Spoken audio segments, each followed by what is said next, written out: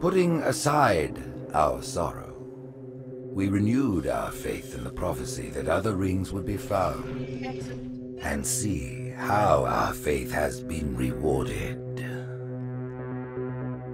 The Covenant used to be the main threat, and it was a MacGuffin in the original Halo series because the real threat was the Forerunner legacy and the Flood itself. The Forerunners have been the source of so much mystery throughout the Halo franchise. It was something that was just fascinating to us. So far it's been a lot of stumbling into their belongings. Like we found Halos. And now we found something more. We found the Prometheans. There's a degree of animalistic fierceness that maybe you didn't see in previous games. Look out!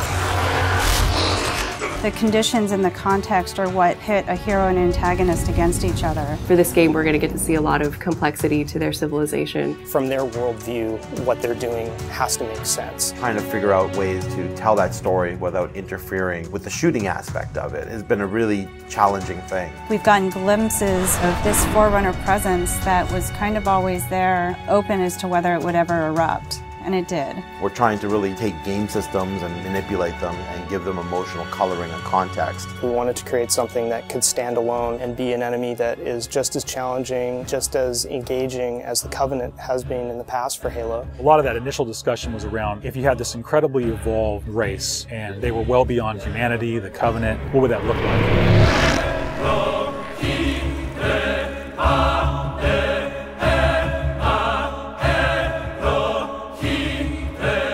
The design process for the Prometheans was intriguing, exciting, and then long and painful process. I think just because everyone was so invested in what they wanted out of them. How do you imply something strong, something vertical, something different? And how could we actually have a global logical language out of that Forerunner philosophy? Anybody who's played Halo goes, okay, Forerunners is the silvery angular stuff with blue lights across it. That's really the language kind of in a nutshell. For us, it was important to break that, but still find kind of like a mathematical organization. We had to do a very clear separation of style, shapes, colors, right from the start. I think the Knight's been through almost like 15 plus iterations of geometry. This sheet is like very traditional way of doing brainstorming. You just do silhouettes and then we take it and iterate some more and more and more. We didn't want them to look like monsters because they're not monsters. We had a version that looked very demon-y. These things on his back, they would go together and they would like flare out when the player was being spotted. We didn't want the Prometheans to look like robots because they're not robots. A version that looked very thin and spindly. We would see one as like, you know, that one looks cool, but it really doesn't convey commander of the battlefield. We had other stuff where they could clamp on and have these big, hulking, massive armors on top of them that would really change the variant look. For us, it was important to get it into something that people could relate to, which I think is always going to be a challenge when trying to take the Forerunner language and create a character. Making sure that his head stood out, that you could see it, that players had the ability to headshot it. It falls also onto animation. They were able to bring these guys alive and make it feel believable and plausible and still be very fast and lethal. Locomotion didn't look heavy enough at one point, so we scrapped everything and did it all again. The Knight's like 12 feet tall, so if it doesn't feel heavy and menacing as it's walking around and doesn't intimidate the player, then we're not doing our job. There were not a lot of real-life elements that we could take. There are joints there, some of them are not physically connected. They're holed up with the space in between them, which is some of the features that the architecture has, which is big, massive buildings like floating, defying gravity. We wanted to keep some of that mystery and kind of the unknown in the characters as well. We even have the little micro driver arms in here, and then all the way to where we turn these layers off. We have the glowing skull. We thought it would be more of an impact if it's like a sarcophagus. It opens up and it's showing all this aggression. There's certain ways to approach fighting and elite with a group of grunts, and really what we wanted to do was change that up. The Covenant are tried and true. You know what you're going to get out of a grunt, you know what you're going to get from a jackal with his shield, the toughness of elites. Here are the brand new hooks to the sandbox.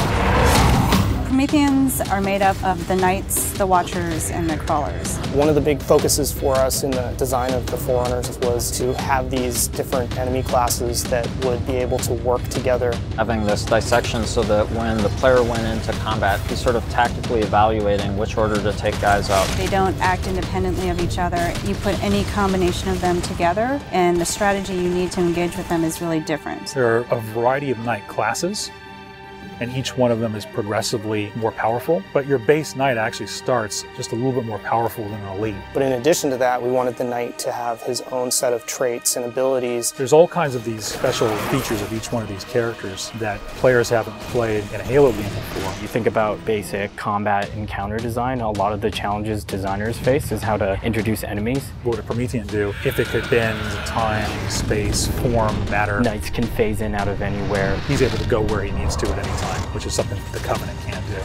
Heads up! Crawlers can walk on walls, walk on ceilings. If a knight shield bursts, crawlers will come rushing at you and try and like melee the player to get more aggressive. These certainly slot into that grunt style combatant. And so there was certainly a want to make sure that we can get a lot of them on screen. If you let too many of them get together, they become a really formidable force. One-off, super fun to take out all together. It's like a pack of feral dogs. Its mandibles, when it screams, will actually separate and float around in the air while it's howling. Animation added so much fresh behavior to this character. It's very exciting. The Watcher is definitely a support class. One of the things we wanted to do with the Forerunner characters was constantly have them mix up their tactics and make the player react to it. The Watcher is able to regenerate knights. One of the things we needed to do when the Watcher design was coming along was make sure that the Watcher would actually fit inside of the Knight. That bursts out and swap to the actual Watcher asset. The Watchers are aware if a Knight's damaged, they'll protect them, they'll catch grenades, so they kind of coordinate their efforts. The Prometheans feel like the most advanced of the bunch. They're able to bring all of their technology and wisdom to the battlefield. With new enemy class comes new weapon class. We literally concepted probably 200 weapons for this game before we settled on the half a dozen that went in. It's kind of like you've got that balance between humans' model of what a weapon's like and the desire to want to try and make something crazy and futuristic. We tried coming up with this perfect mix of stuff that was still relatable. You would still identify a weapon as a rifle or a shotgun or a submachine gun, even though they're almost magical.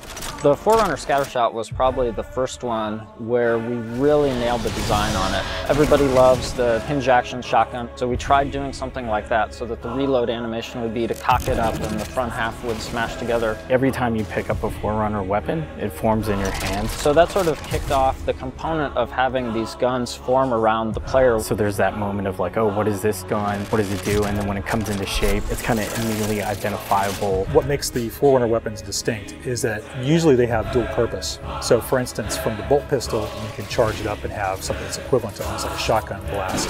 In the case of the light rifle, we actually experimented with doing dual firing modes.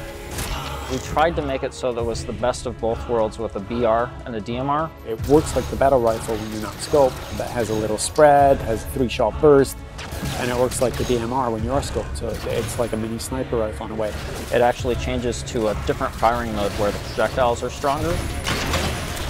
One of the big things that we really focused on for them was making sure that the weapon doesn't just feel like a chunk of metal, but that it actually has glowing energy that's flowing through the gun, going down the barrel, so that everything is very full of life. The moment where all the Promethean effects really started to click the most was when we started showing the dissolve whenever you kill a knight. That was really when we started to feel, yes, this is something cool, this is something unique, and something that we haven't really seen before. This is an early prototype of the Knight E-Res. As the sphere expands, you see the particles are birthed, and everything in the red region you see will be the crack and the erode. When you shoot and kill the knight, the actual point on the body where you did the damage is where the dissolve starts. So if you shoot from his foot, he will de-res from the point of his foot up. The end result, when we blow up a knight, they dissolve, proving that the technology works.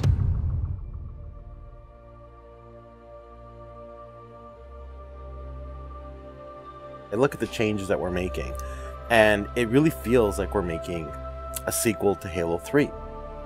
And that's exactly what we're setting out to do. We had the Covenant from previous games. We have the UNSC. We had all these things to take from, like, all right, we can make a new take on this, but we had zero information to some of this Forerunner stuff. We're not just on a Halo, we're on a whole planet now.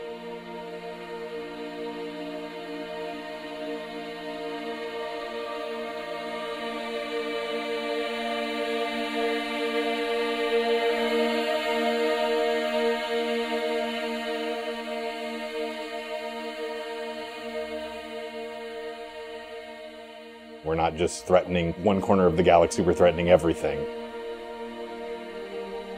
We're listening to the fan feedback. We're incrementally evolving different aspects of the game design, but there's nothing really revolutionary. And I think that's important, because I think really good design is evolutionary, not revolutionary. And I think at some points we got in our heads with this game that we're just going to make another Halo. I don't think that's what people want. They may think they want that, but what they really want is something that speaks to the things that they love, but then provides them with something new.